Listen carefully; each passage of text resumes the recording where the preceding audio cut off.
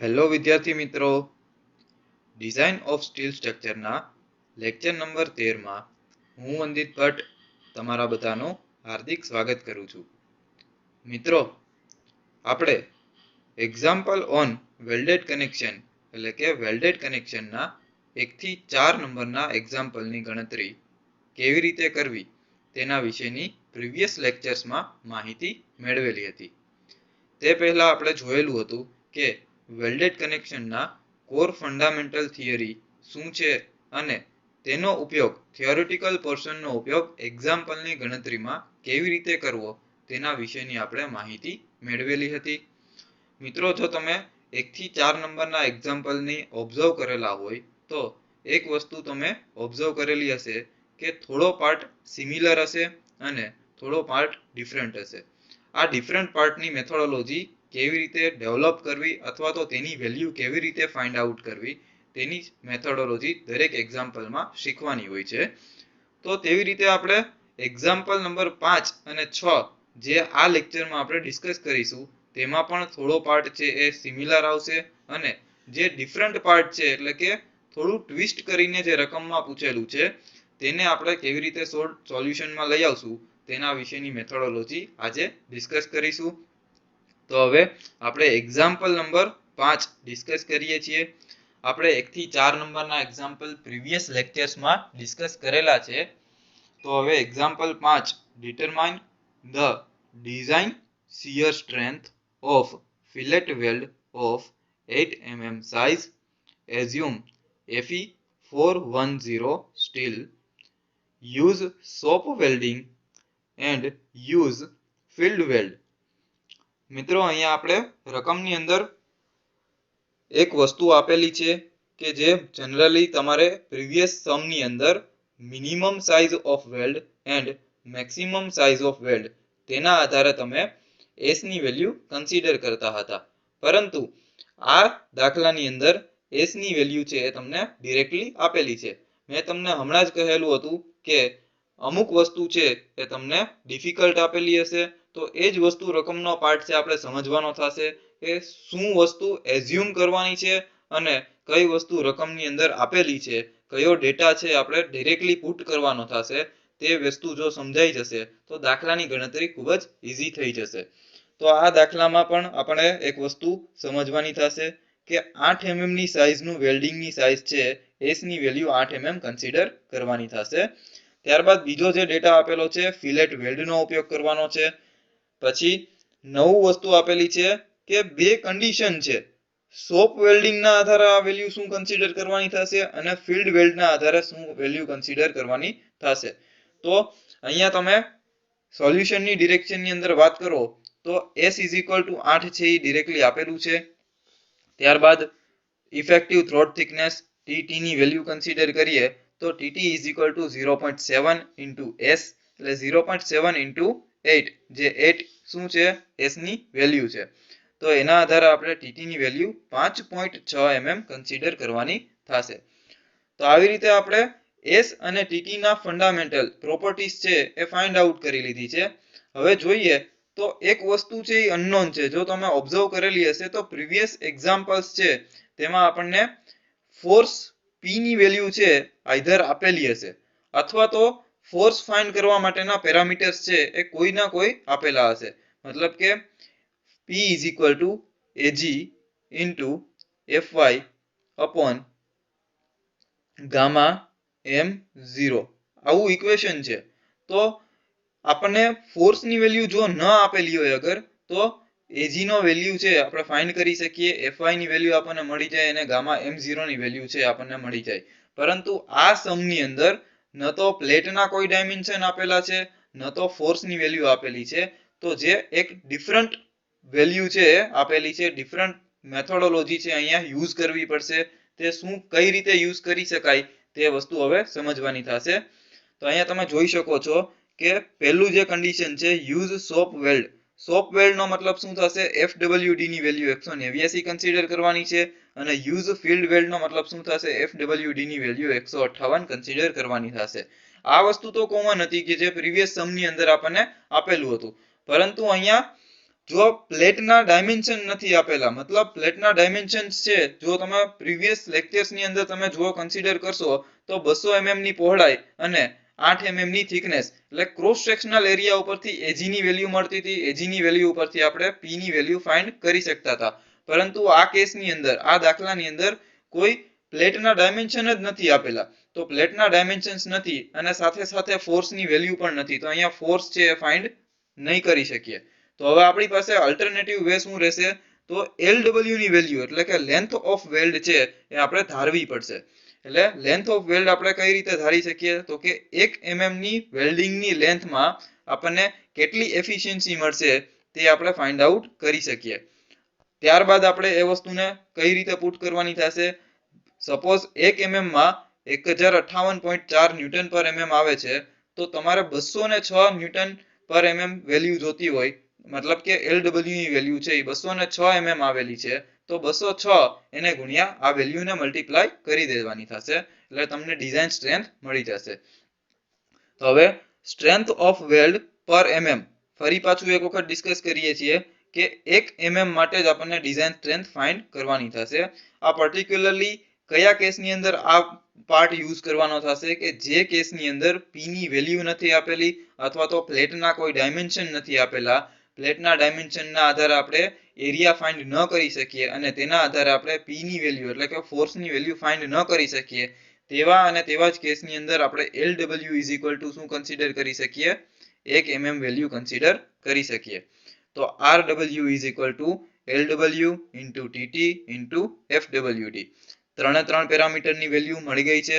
LW is equal to 1 mm આપણે assume કર્યું છે, 1 mm ની લેન્થ માટે ડિઝાઇન ફાઇન્ડ કરવાની છે.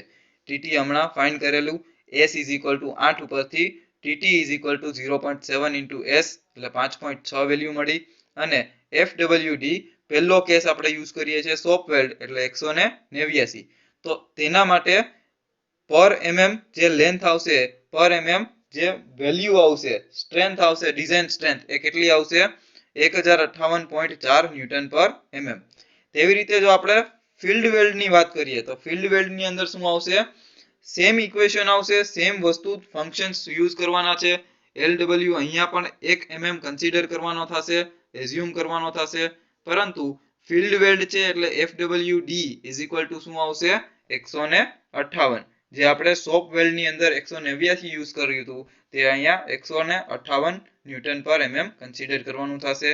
તો તેના આધારે 1 mm માં 884.8 ન્યૂટન પર mm જેટલી એની ડિઝાઇન સ્ટ્રેન્થ આવશે. તો આ રીતના આપણે ફરી પાછો એક નવો ફંડામેન્ટલ શીખ્યો કે જેમાં આપણે વેલ્ડિંગની લેન્થ છે એ એઝ્યુમ કરીએ છીએ અને આ વેલ્ડિંગની લેન્થ કયા કેસની અંદર એઝ્યુમ કરવાની થશે તે ફરી પાછું એકવાર યાદ કરાવું કે જે કેસની અંદર આપણે પી ની વેલ્યુ નથી આપેલી અથવા તો પી ને ફાઇન્ડ કરવા માટેના પણ ડેટા કોઈ આપેલા નથી, એટલે કે એરિયાની પ્લેટના ડાયમેન્શન્સ છે એ નથી આપેલા, તો તેવા કેસની અંદર આપણે LW છે એ એઝ્યુમ કરવાનું થશે. તો અહીંયા ફરી પાછો એક ફંડામેન્ટલ કમ્પ્લીટ કર્યો. ત્યારબાદ હવે એક્ઝામ્પલ 6 ઉપર ડિસ્કસ કરીએ. તો જેવી રીતે આપણે બે પ્લેટ, બે સ્ટ્રક્ચરલ એલિમેન્ટને લેપ જોઈન્ટ અથવા તો બટ જોઈન્ટ થી વેલ્ડિંગ પ્રોસેસ વડે જોઈન્ટ કરીએ છીએ, તેવી રીતે હવે આપણે એક એંગલ અને એક ગઝેટ પ્લેટ ને વેલ્ડિંગ પ્રોસેસ થી જોડવું હોય તો કેવી રીતે જોડી શકીએ તેના વિશેની ડિસ્કશન કરીશું. આ જ વસ્તુ આપણે બોલ્ટેડ કનેક્શનમાં પણ શીખેલી છે કે બે સ્ટ્રક્ચરલ એલિમેન્ટ એટલે કે બે પ્લેટ એલિમેન્ટ છે એને લેપ જોઈન્ટને જોડવા છે લેપ જોઈન્ટ દ્વારા, તો બોલ્ટેડ કનેક્શનમાં પણ એ વસ્તુ આવેલી છે. બટ જોઈન્ટ વડે પણ કેવી રીતે જોઈન્ટ કરવું તેના વિશેની ડિઝાઇન પણ આપણે શીખેલી છે. જેમ બોલ્ટેડ કનેક્શનમાં પ્લેટ અને એંગલ સેક્શન, બરોબર, તો પ્લેટ એંગલ સેક્શન છે એને બોલ્ટેડ કનેક્શન વડે કેવી રીતે જોઈન્ટ કરવું તેના વિશેની માહિતી મેળવેલી હતી. તો સેમ આમાં પણ એ વસ્તુ કન્સિડર કરવાની થશે કે બે પ્લેટને આપણે વેલ્ડિંગ પ્રોસિજરથી કેવી રીતે ફાઇન્ડ કરવું વેલ્યુ તે શીખી લીધું છે. તો હવે આપણે એક એંગલ કનેક્શન અને એક પ્લેટ કનેક્શનને વેલ્ડિંગ પ્રોસિજરથી કેવી રીતે જોઈન્ટ કરવું અને તેની ડિઝાઇન સ્ટ્રેન્થ કેવી રીતે ફાઇન્ડ કરવી તેના વિશેની માહિતી મેળવીએ. તો example number 6, an ISA 125 into 75 into 8 mm એટલે કે 100 mm 125 mm એની લંબાઈ છે, 75 mm એની પહોળાઈ છે અને 8 mm એની થિકનેસ છે, જાડાઈ છે. તો આ રીતના આપણને એક એંગલ સેક્શન આપેલો છે. is to be connected with 8 mm thick gusset plate કે જે 8 mm ની ગઝેટ પ્લેટ સાથે કનેક્ટ કરેલો છે. વિથ લોંગર લેગ એટલે અહીંયા પણ જો બે વસ્તુ કેસ થશે કે 75 mm ની જે સાઈઝ છે ત્યાં 8 mm ની ગઝેટ પ્લેટ કનેક્ટ કરવી કે 125 mm ની જે સાઈઝ છે ત્યાં 8 mm ની પ્લેટ ગઝેટ પ્લેટ છે એ કનેક્ટ કરવી. તો અહીંયા આપણને એ પણ રકમમાં આઈડેન્ટિફાઈ કરી દીધું છે કે વિથ લોંગર લેગ એટલે કે લાંબો લેગ છે તેની સાથે ગઝેટ પ્લેટને કનેક્ટ કરવાની થશે. Longer leg connected by 4 mm size weld to transfer an axial pull of 120 kilonewton. અહીંયા s ની વેલ્યુ પણ આપી દીધી છે. s is equal to 4 mm છે અને force p is equal to 120 kilonewton આપી દીધું છે. Design the welded connection and show the details by sketch એટલે કે ફિગર દ્વારા આ વસ્તુ સમજાવો અને વેલ્ડેડ કનેક્શન ની ડિઝાઇન પૂરી કરો. Assume steel grade Fe410. તો રકમ છે એ મોટા ભાગની સમજી લીધી છે. ફરી પાછું ડિસ્કસ કરીએ તો એક ISA એટલે કે angle section Indian standard angle ISA નું ફૂલ ફોર્મ શું થશે? ઇન્ડિયન સ્ટાન્ડર્ડ એંગલ 125 ગુણ્યા 75 ગુણ્યા 8 mm ની એક એંગલ છે જેને 8 mm થીક ગઝેટ પ્લેટ સાથે લોંગર લેગમાં કનેક્ટ કરવાનું છે અને વેલ્ડિંગ કરવાનું છે. તો 4 mm સાઈઝનું ફિલેટ વેલ્ડ યુઝ કરવાનું છે જે 120 કિલોન્યુટન નો એક્સિયલ લોડ છે એ ટ્રાન્સફર કરે છે. તો ડિઝાઇન વેલ્ડેડ કનેક્શન અને એની ફિગર દોરવાની થશે. તો સૌથી પહેલા આપણે સોલ્યુશનની ડિરેક્શનમાં આગળ વધીએ તે પહેલા આપણે આ ફિગર છે એને ઓબ્ઝર્વ કરીએ છીએ. ફિગરની અંદર શું કીધું છે તમે જોઈ શકો છો કે અહીંયા એનો ક્રોસ સેક્શનલ વ્યૂ તમે જુઓ તો એક એંગલ સેક્શન છે. આ એંગલ સેક્શનને એક 8 mm ની થીક ગઝેટ પ્લેટ સાથે કનેક્ટ કરેલું છે. તો આ 8 mm ની થીક ગઝેટ પ્લેટ છે એને કેવી રીતે કનેક્ટ કરેલું છે? તો ઉપરના ભાગમાં પણ વેલ્ડિંગ પ્રોવાઈડ કરેલું છે અને નીચેના ભાગમાં પણ વેલ્ડિંગ પ્રોવાઈડ કરેલું છે. તો ઉપરનો જે ભાગ છે તેને શું કહેવાય છે? ટો પોર્શન કહેવાય છે, TOE. અને નીચેનો જે પોર્શન છે એને શું કહેવાય છે? હિલ પોર્શન કહેવાય છે. તો ટો પાર્ટની અંદર પણ વેલ્ડિંગ પ્રોવાઈડ કરેલું છે અને હિલ પાર્ટમાં પણ વેલ્ડિંગ પ્રોવાઈડ કરેલું છે.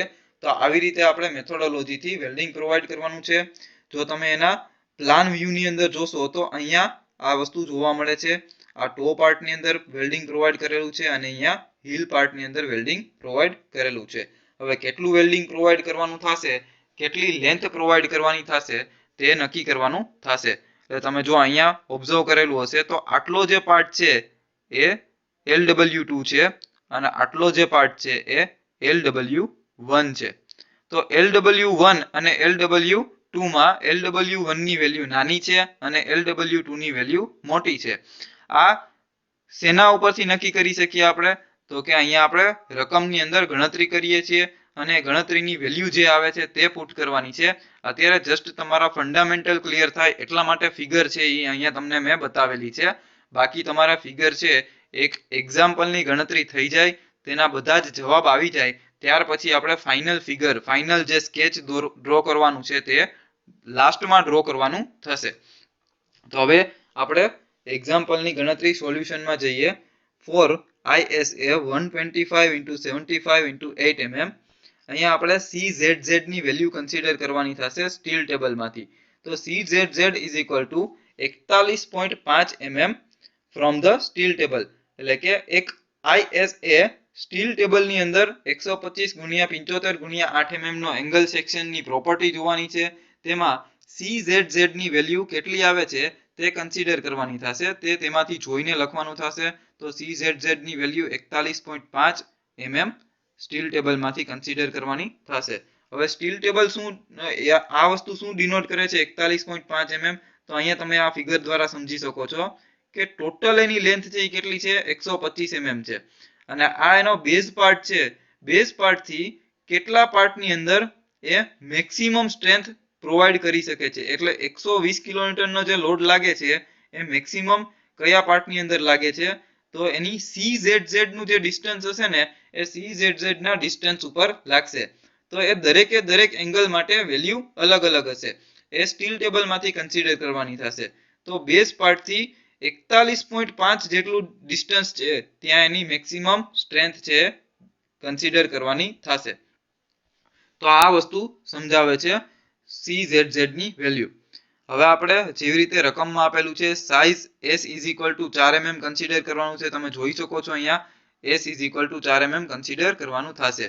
તો તેના ઉપરથી effective throat thickness TT = 0.7 into S 0.7 into 4 એટલે 2.8 mm આવશે TT ની વેલ્યુ. FU 410 છે અને સોપ વેલ્ડ છે સોપ વેલ્ડ છે એ કન્સિડર કરવાનું થશે. તો સોપ વેલ્ડ માટે શું આવશે 189 Nm². અહીંયા તમે એઝ્યુમ કરવાનું થશે આ વેલ્યુ પણ કે જે FU = 410 છે તો એની સાથે સોપ વેલ્ડિંગ છે એ કન્સિડર કરવાનું થશે. તમે અહીંયા જો રકમમાં કોઈ વેલ્યુ ન આપેલી હોય કે FU = શું કન્સિડર કરવાનું થશે તો તમે એઝ્યુમ કરી શકો છો. અને સોપ વેલ્ડ કે ફિલ્ડ વેલ્ડ કયું યુઝ કરવાનું થશે તે પણ આપણે એઝ્યુમ કરી શકીએ. તો અહીંયા આપણે સોપ વેલ્ડ છે એઝ્યુમ કરેલું છે તો તેના આધારે FWD ની વેલ્યુ 189 આવશે. હવે જોઈ શકીએ છીએ કે 189. ત્યારબાદ આપણે consider fillet weld at toe and heel. મેં તમને હમણાં જ સમજાવેલું છે રકમ ઉપરથી કે ટો અને હીલમાં આપણે વેલ્ડિંગ છે એ કન્સિડર કરીએ છીએ. પછી અહીંયા જોઈ શકો છો કે P1 = resisting force in the welded at top and P2 = resisting force in a heel part. એટલે એક પાર્ટ છે એ અહીંયા કન્સિડર કરેલો છે અને બીજો પાર્ટ છે અહીંયા કન્સિડર કરેલો છે. P1 ઉપરના ભાગને નામ શું આપ્યું છે P1 આપ્યું છે. નીચેના જે હીલ વાળો પાર્ટ છે એના રેઝિસ્ટિંગ ફોર્સને શું નામ આપેલું છે P2.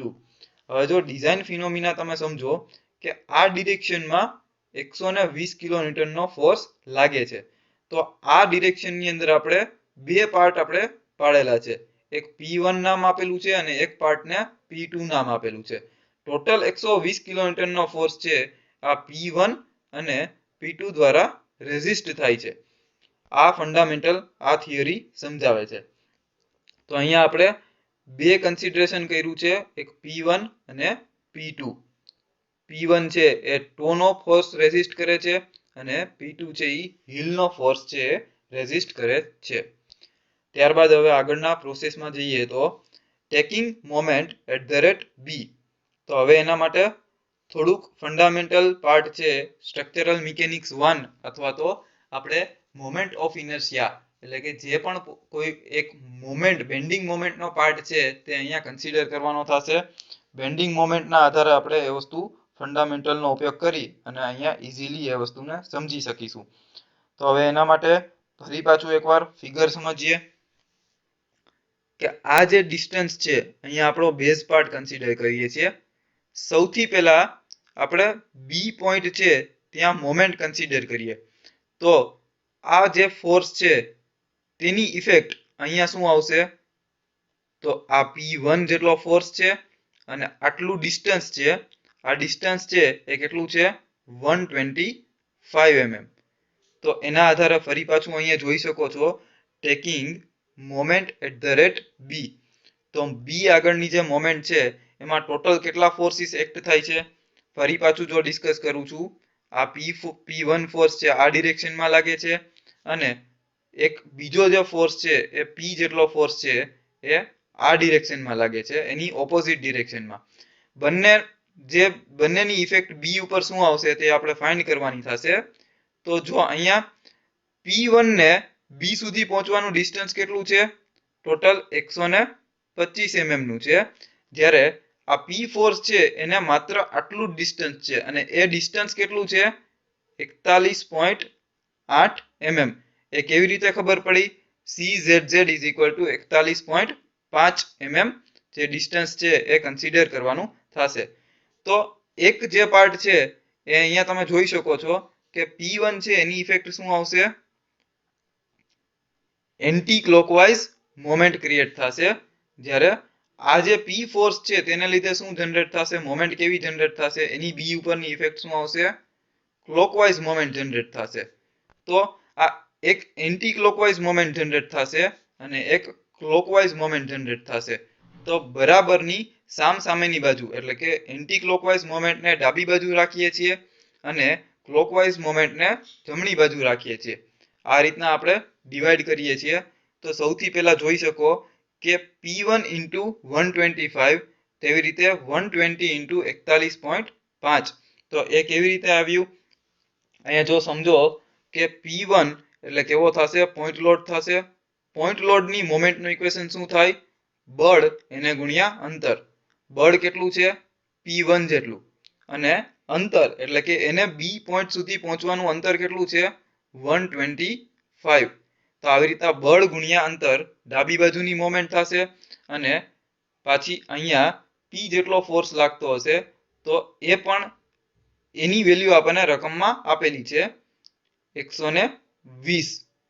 120 એને ગુણ્યા એને બી સુધીનું અંતર કેટલું કાપવાનું થશે, તો કે 41.5. તો અહીંયા બળ ગુણ્યા અંતર કેટલું થશે, જમણી બાજુ 120 એને ગુણ્યા 41.5. તો અહીંયા તમે જોઈ શકો છો એક જ ફેક્ટર અનનોન મળશે, P1. તો P1 ને સૂત્રનો કરતા બનાવીએ, આ 125 છે એ બરાબરની સામેની બાજુ છેદમાં જશે એટલે 39.84 કિલોન્યુટન વેલ્યુ આવશે.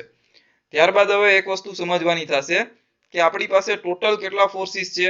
એક આ ડિરેક્શનમાં 120 નો લોડ લાગે છે અને એને રેઝિસ્ટ કરવા માટે આપણે એક P1 ફોર્સ ક્રિએટ કરેલો છે અને એક P2 ફોર્સ છે એ ક્રિએટ કરેલો છે.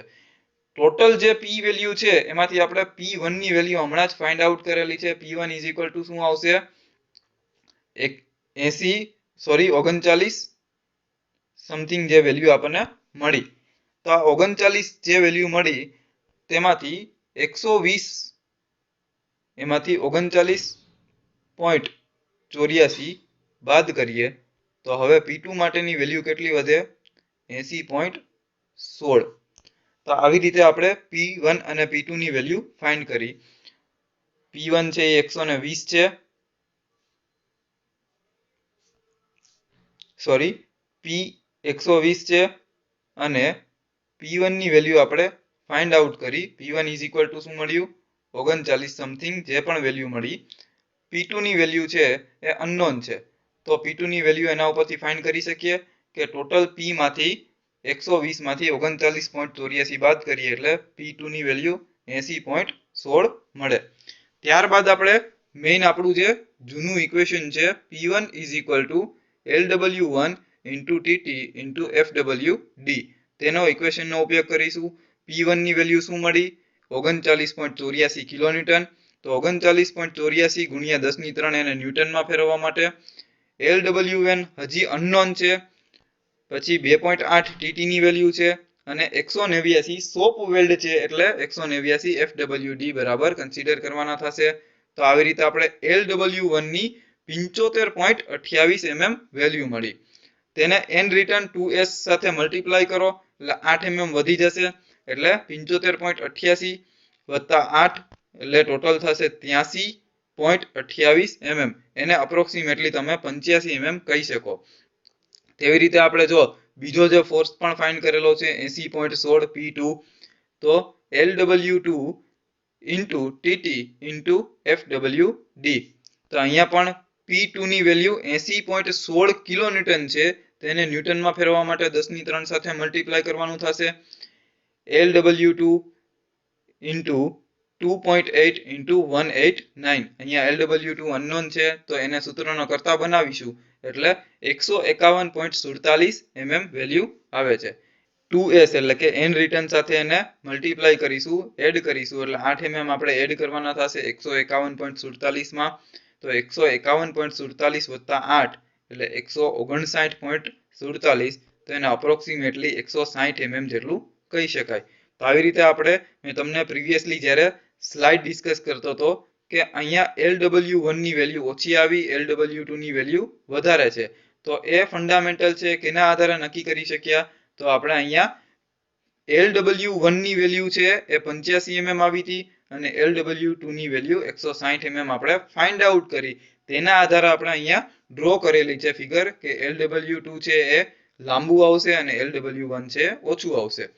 તો આ રીતે આપણે એંગલ કનેક્શન છે એમાં ટો અને હીલની અંદર વેલ્ડિંગ પ્રોવાઈડ કરવાનું હોય તો એની પ્રોસિજર કેવી રીતે સોર્ટ આઉટ કરવી તેના વિશેની આપણે માહિતી મેળવી. જો ફરી પાછું આપણે આ દાખલો ડિસ્કસ કરીએ એટલે કે રિવિઝન કરીએ તો આપણી પાસે એક ISA 125x75x8 mm ની એક પ્લેટ છે અને આ એંગલ પ્લેટ છે તેને 8 mm ની થીક ગઝેટ પ્લેટ સાથે કનેક્ટ કરેલી છે.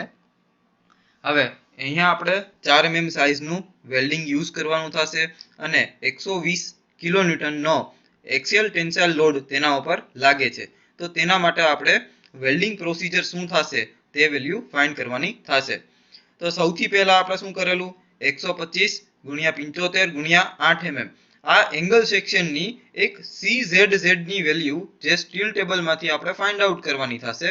આ સ્ટીલ ટેબલમાંથી CZZ ની વેલ્યુ 41.5 mm વેલ્યુ કાઉન્ટ કરી અને તે વેલ્યુનો ઉપયોગ કરી અને આપણે એ ડિસ્ટન્સ ફાઇન્ડ આઉટ કર્યું. ત્યારબાદ આપણે S ની વેલ્યુ ઉપરથી થ્રોટ થિકનેસ ની વેલ્યુ ફાઇન્ડ કરી. થ્રોટ થિકનેસ ની વેલ્યુ 0.7 * S એટલે 2.8 mm આવ્યું. FU છે એ 410 આપેલું છે અને શોપ વેલ્ડ આપણે એઝ્યુમ કરવાનું છે તો એના ઉપરથી FWD ની વેલ્યુ પણ મળી ગઈ 189 ન્યૂટન પર mm². ત્યારબાદ હવે અહીંયા વસ્તુ સમજવાની છે કે 120 કિલોન્યુટન નો જે ફોર્સિસ છે તો 120 કિલોન્યુટન ના ફોર્સિસ ને રેઝિસ્ટ કરવા માટે આપણે એક ઉપરના છેડે અને એક નીચેના છેડે વેલ્ડિંગ પ્રોવાઈડ કરીએ છીએ. ઉપરના છેડાને ટો કહે છે અને નીચેના છેડાને હીલ કહે છે. તો ટો અને હીલના જે ફોર્સિસ રેઝિસ્ટ થાય છે તેને આપણે P1 અને P2 નું નામ આપેલું છે.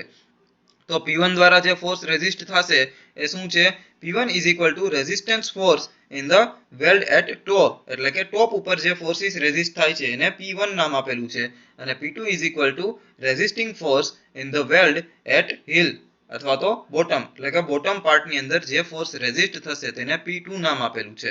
આવી રીતે આપણે ટોટલ P ને બે ભાગની અંદર ડિવાઈડ કરેલું છે. હવે જે ફોર્સિસ રેઝિસ્ટ થશે તેના બેઝ ઉપર આપણે શું કરવાનું થશે LW1 અને LW2 ની લેન્થ આપણે પ્રોવાઈડ કરવાની થશે. તો LW1 ની લેન્થ કેટલી પ્રોવાઈડ કરવાની અને LW2 ની લેન્થ કેટલી પ્રોવાઈડ કરવાની તેનો પાર્ટ જોઈએ તો સૌથી પહેલા આપણે મોમેન્ટ ફાઇન્ડ કરવી પડે.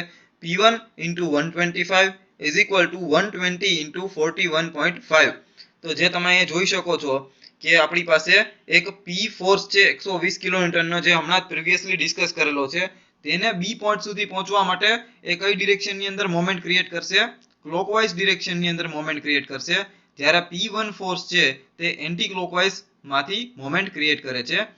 P1 ને B સુધી પહોંચવાનું અંતર 125 mm નું છે અને 120 કિલોન્યુટન ને B સુધી પહોંચવાનું અંતર છે 41.5 mm.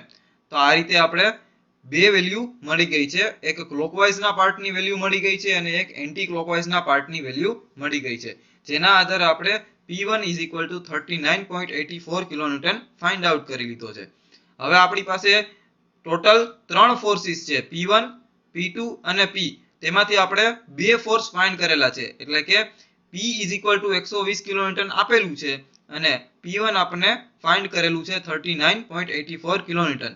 તો તેના ઉપરથી આપણે P2 વેલ્યુ ફાઇન્ડ કરી શકીએ. P2 = total force P minus P1 એટલે 120 માંથી 39.84 વેલ્યુ બાદ કરીએ એટલે P2 ની વેલ્યુ કેટલી આવશે 80.16. તો અહીંયા તમે જોઈ શકો છો કે P1 ની વેલ્યુ કેટલી આવી 39.84 અને P2 ની વેલ્યુ કેટલી આવી 80.16. મતલબ કે P1 માં ઓછી વેલ્ડિંગની લેન્થની જરૂર પડશે અને P2 માં વધારે વેલ્ડિંગની લેન્થની જરૂર પડશે.